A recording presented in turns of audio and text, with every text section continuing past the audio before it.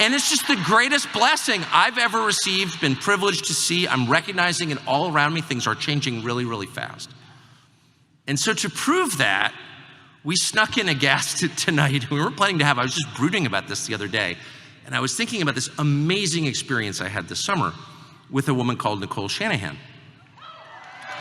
And all I knew about Nicole Shanahan, I'd like read on Twitter based on New York Times stories.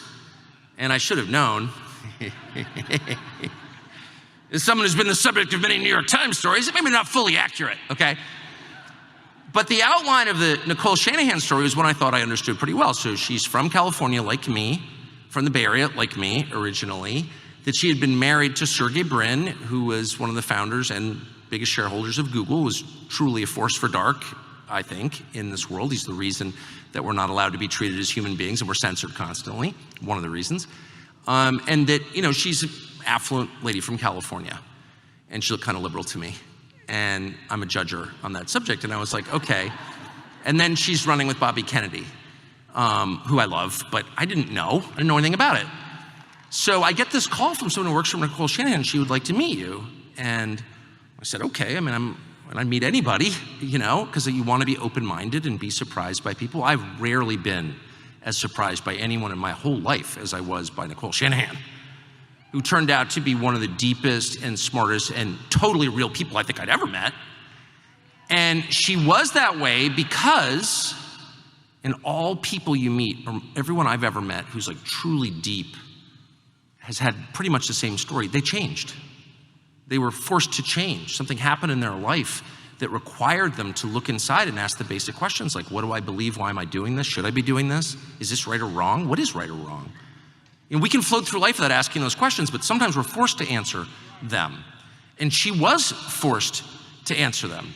And she changed in such an extraordinary way that I wanted to introduce her to those of you who haven't met her and aren't aware of her. And I'm gonna begin this by playing you a video that she made, and I was just talking to her. She's made a bunch of videos. So bottom line, just to end a very long story on an abrupt and telling note, she is now campaigning for Donald Trump for president. And I plan to ask her when she comes out, like, of all the things you never thought you'd be doing, that had to be number one, right? That and being like Queen of England or something. It's like, what? Ladies and gentlemen, Nicole Shanahan.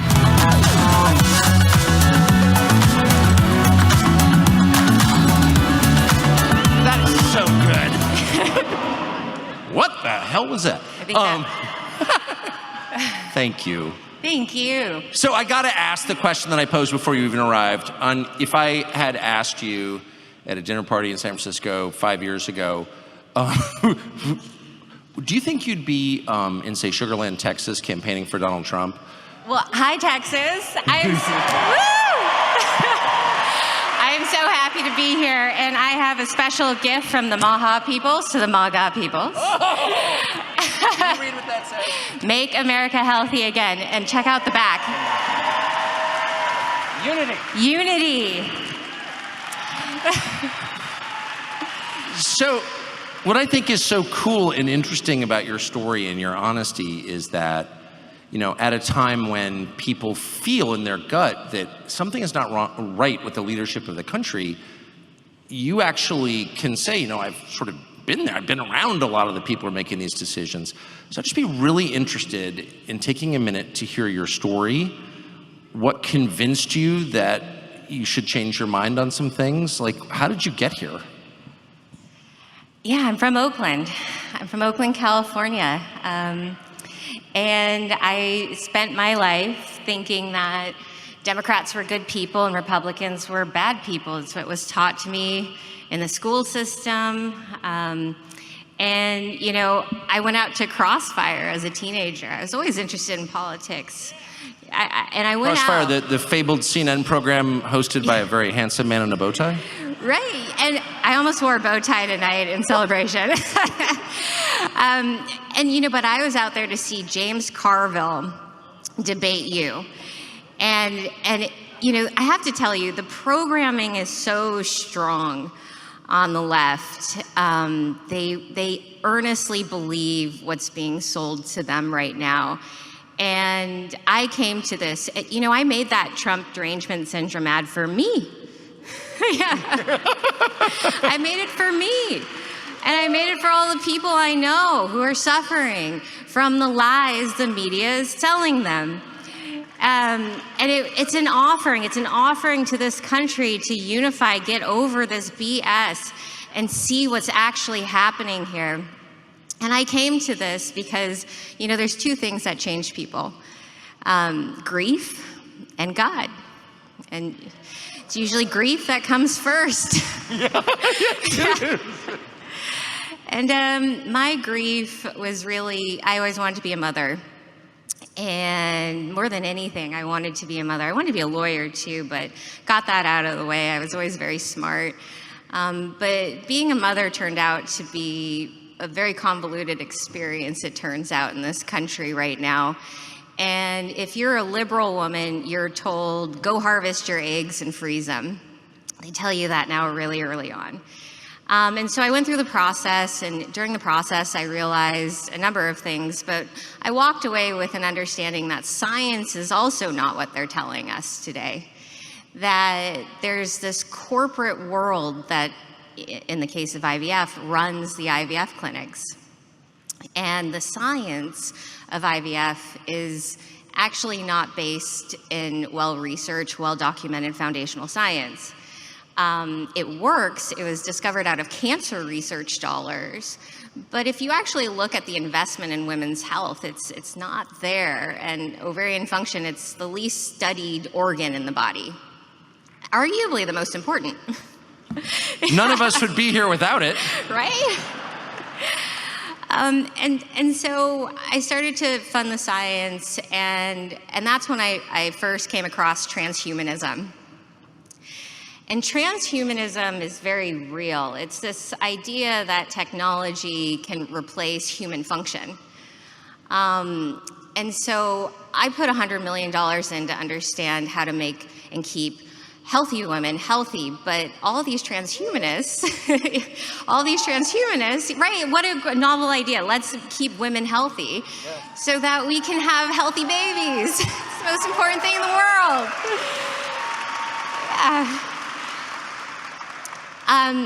But the transhumanists wanted to build artificial wombs with these grants. They wanted to study IVG, which is creating gametes, eggs, out of human stem cells just from your skin. And there's a company called Conception that actually just had mice give birth to 5 pups with 2 male donors. And so, you know, it's very real. Transhumanism, I'm in Silicon Valley, I'm in tech, I see all of this stuff daily. And it made me question, you know, if we are at a time in human history where we have to pause to really think about where this is all going. And I was slowly being labeled anti-science as a result of that. And then the pandemic hit. And like many of us, the science didn't check out, didn't reconcile.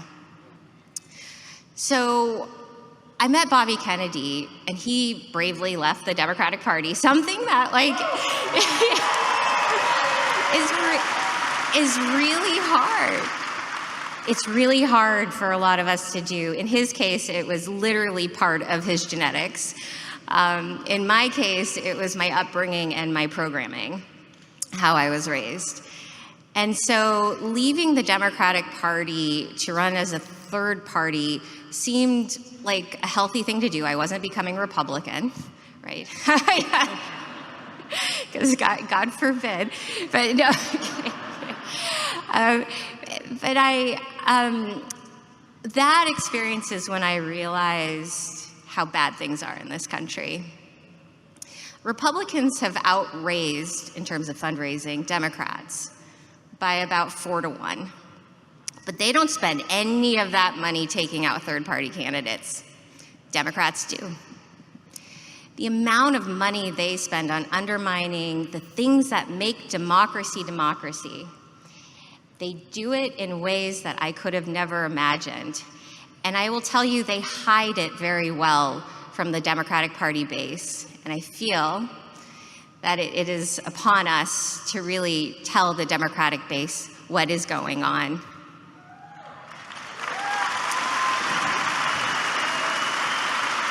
They're not bad people, but they are being told lies. They're being told lies, and they want to separate us, and it's not right. So you leave the Democratic Party, you go with Bobby Kennedy, you run independent, you see the party that you've spent your life in doing things you didn't know it was doing. At the same time, you're being called anti-science for following the science, a familiar experience, I think, to most people here. But from there, it's still a huge leap in the mind of every sort of college-educated, affluent person I've ever met in California, which is a lot, to be making an ad like that. I don't think it is such a jump. You know, we're not glorifying Trump, but what we are trying to do right now is break through to individuals that have been programmed to see Donald Trump as a criminal. So I wouldn't actually know how to make an ad glorifying Trump, but what I can make an honest ad about is that we've been lied to about him. Well, I think that's absolutely right. Yeah. Can I just ask you one more question about transhumanism? Yeah, go. I wish we had like 3 hours to talk about this, because I sense There's so much. I sense it's the shape of the future, and I sense it's maybe the scariest thing most people don't know enough about. How common are the views that you described, the horrifying Frankenstein-like views you described among Democratic donors and elites? It's pretty ubiquitous in the sense that many view it in the same light as vaccines. So there's entire now platforms dedicated to basically mass printing vaccines, where you put a virus in, they print it into any disease format, mRNA is the vehicle to deliver it, and they think that this is a massive success. Vaccine injuries in this country have been vastly underreported. And I also believe that behind it is this corporatist ideal on the world, that corporatism amongst the Democratic elites is the only way towards progress, and that is a dead lie. We have so much science we could be doing. And transhumanism, if you want to hear my real take on it. I do, actually, because I feel like we're getting really close to something important, really important. Okay.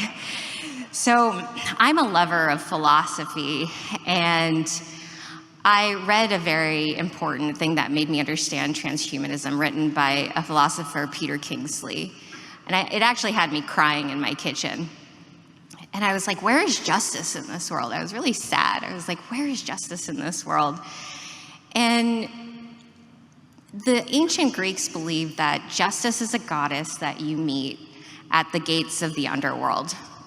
And when you die, you go and you meet Lady Justice. It's much like purgatory and how the Bible explains it. But I read it in the context of the ancient Greeks. And their justice determines whether you go to hell or heaven, and it's described in incredible terms. And Lady Justice is not someone you can lie or hide your misdeeds from. And so I read this and I cry, because I'm like, at least there is justice in the cosmos. Might not be here right now. We can fight for her as an archetype. But the people who are afraid to die, they don't want to meet Lady Justice. And that's what I think this transhumanism is all about. I think it is a deep fear of death. Well, that is profound, and I think true. And you did see this during COVID. The people I lived around during COVID had been forced to ask themselves, no one wants to die. I don't, no interest in dying at the moment. But people were forced to ask themselves, like, is that the worst thing? and the people who decided it wasn't the worst thing, it's worse to live on your knees, right? Those people had a joyful time during COVID, and the people who decided that dying is the worst possible thing were the ones enforcing mask mandates and the vax. And you think that stems from the fact that they're afraid to die because they believe on some level there is justice? I think they know viscerally what they're doing. So how'd you like to cut your cell phone bill in half every single month? That's probably pretty high. Have you checked it recently? Verizon, AT&T, and T-Mobile want you to believe that you have to have something called unlimited data.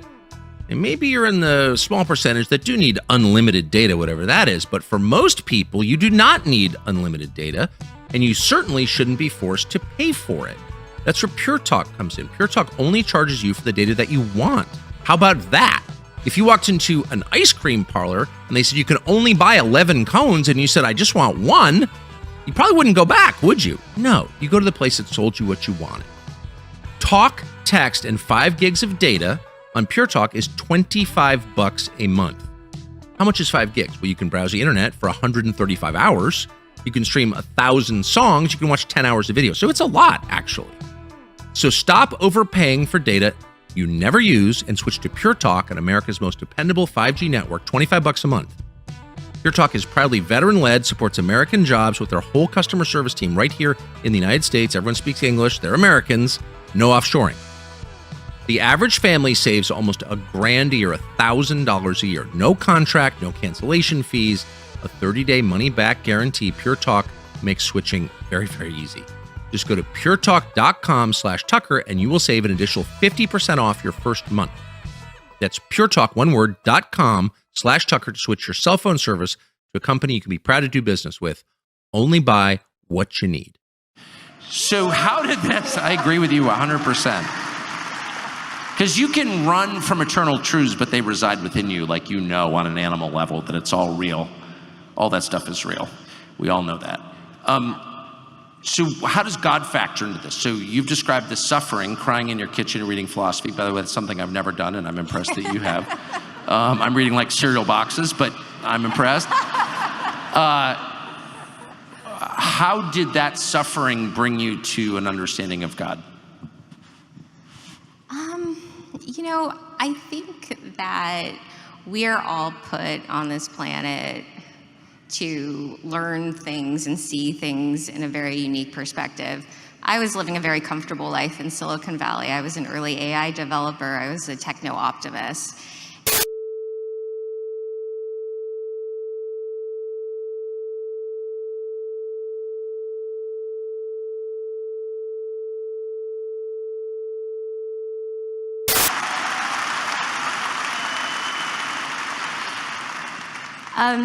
So my grief was also a very lonely period because no one around me could be someone I could trust with even this notion that perhaps the shot caused an adverse reaction. This is a no-go for progressives. You cannot talk about these things amongst these communities. And the loneliness plus COVID, because this happened around COVID too, led me to a place of utter destruction. And I was alone in that process. And, you know, we don't have to talk about my ex-husband. It's very therapeutic to be here with. It's kind of like therapy right now. It's, you know, coming out of that completely alone with a child that you feel helpless to help is a position that either leads you to total hermitage or makes you a warrior mom.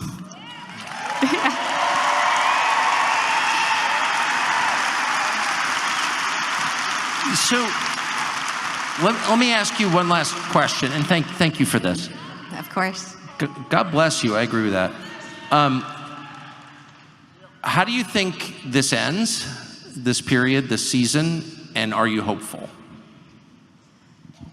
I'm hopeful because of you,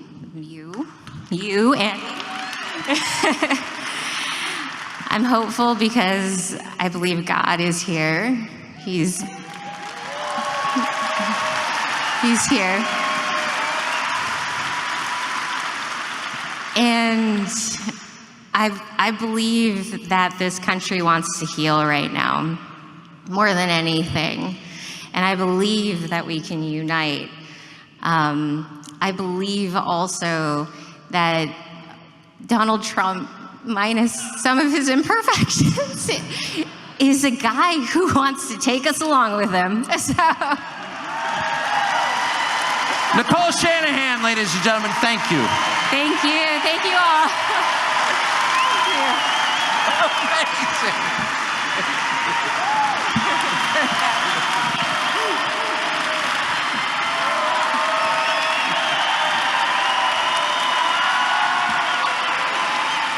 Amazing.